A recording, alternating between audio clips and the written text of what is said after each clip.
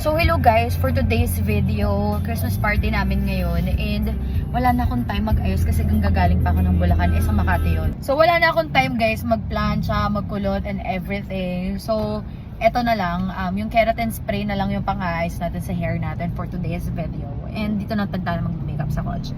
So kung mapapansin nyo guys, ayan, ang hirap niyang suklayin. Ayan, mahirap siyang suklayin, diba? Ayan na. May force yan, may force. Ayan, dahil bulbul siya kasi galing nga lang ako sa CR. So, i-sprayan natin siya netong keratin spray. So, hintayin nyo lang siya. Shake nyo lang. Shake. Shake nyo pa. So, papadaanin na natin. Look at that. Super smooth.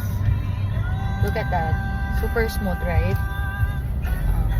Diba? Ang bongga. Ang bongga. Ako kasi yung buhok ko, sobrang hirap niya ng suklayin. Kaya sobrang gamit na gamit ko sa akin. Kasi nga, laging nagbi-bleach, nagpapakulay. So, nag-dry yung skin ko. Mapapansin niyo naman sa mga previous videos ko yun. Na-dry yung skin tuloy. Na-dry yung hair. Dry yung hair ko. Pero ayan, isang suklay mo na lang sa kanya. Diba? It's so bilis. Perfect. So this is my final look.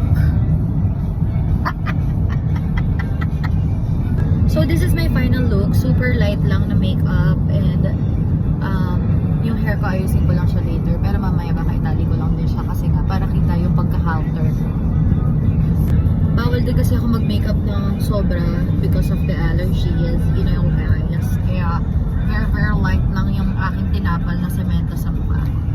I'm so ready manalo ng raffle. So,